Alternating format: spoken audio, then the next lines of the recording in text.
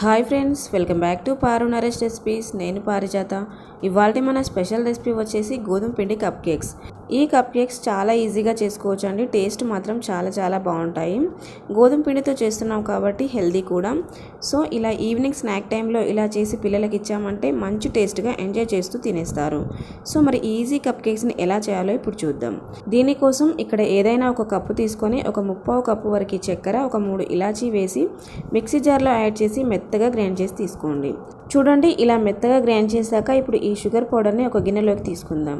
అలాగే మనం ఏ కప్పుతో అయితే షుగర్ తీసుకున్నామో అదే కప్పుతో ఒక కప్పు నిండా గోధుమ పిండి తీసుకోండి. అలాగే ఇందులోకి ఒక 3 టేబుల్ స్పూన్ల వరకు సన్ఫ్లవర్ ఆయిల్ యాడ్ చేయండి. అలాగే చిటికెడంత సాల్ట్ యాడ్ చేసి ఇవన్నీ బాగా కలిసేంత వరకు కలపండి.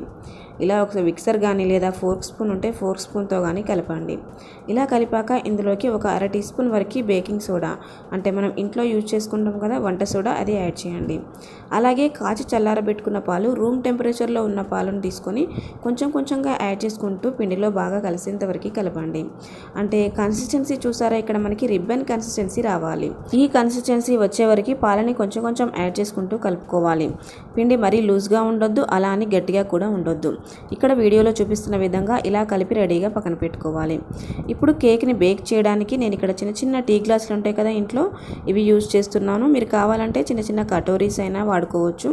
వీటికి కొంచెం ఆయిల్ అప్లై చేసి గోధుమ పిండిని ఇలా చల్లి తీసుకుంటున్నాను. దీనివలన కేక్ అనేది గ్లాసులకి అతుక్కోకుండా ఉంటుందన్నమాట. ఇప్పుడు ఇలా రెడీ చేసిన ఈ గ్లాసులలోకి మనం రెడీ చేసిన కేక్ బ్యాటర్ని యాడ్ చేసుకుందాం. కేక్ బ్యాటర్ అనేది మరీ ఫుల్గా కాకుండా కొంచెం హాఫ్ వరకే యాడ్ చేయండి. ఎందుకంటే కేక్ అనేది బేక్ అయ్యేటప్పుడు పొంగుతుంది కాబట్టి ఇలా హాఫ్ వరకే యాడ్ చేయండి. నేను తీసుకున్న క్వాంటిటీ ఇక్కడ నాకు 4 గ్లాసులలోకి వచ్చింది. ఇప్పుడు వీటిని బేక్ చేయడానికి స్టవ్ ఆన్ చేసి ఒక పెద్ద గిన్నె తీసుకోండి. ఇలా వెడల్పుగా ఉన్న గిన్నె తీసుకొని ఇందులోకి ఒక స్టాండ్ని పెట్టండి. అలాగే దీనిపైన ఒక ప్లేట్ తీసుకొని దీంట్లోకి మనం రెడీ చేసి పెట్టుకున్న గ్లాస్ని 4 పెట్టండి. ఇలా పెట్టాక ఇప్పుడు మూతని మంచిగా కవర్ చేసి మంటని లో ఫ్లేమ్లో పెట్టి ఒక 20 నుంచి 25 నిమిషాల పాటు బేక్ చేయండి.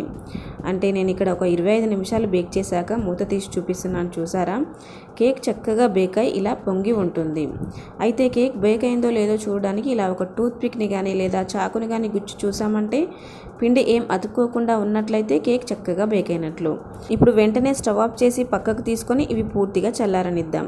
ఇవి వేడివేడిగా ఉన్నాయి కాబట్టి ఈ వేడి మీదనే అస్సలు రిమూవ్ చేయొద్దు. చేస్తే విరిగిపోయినట్లు అవుతాయి కాబట్టి ఇవి కంప్లీట్గా చల్లారేంత వరకు పక్కన పెట్టండి. ఇవి పూర్తిగా చల్లారాక మాత్రమే డిమోల్ చేయాలి.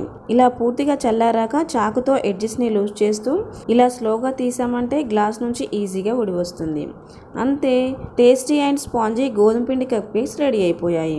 ఇవి ఈవినింగ్ స్నాక్ టైంలో పిల్లలకి ఇచ్చామంటే మంచిగా ఎంజాయ్ చేస్తూ తినేస్తారు. చాలా బాగుంటాయండి. డెఫినెట్గా ట్రై చేయండి. ట్రై చేశాక మీకు ఎలా వచ్చాయో మీ ఫీడ్బ్యాక్ని కామెంట్ చేయండి. Thanks for watching.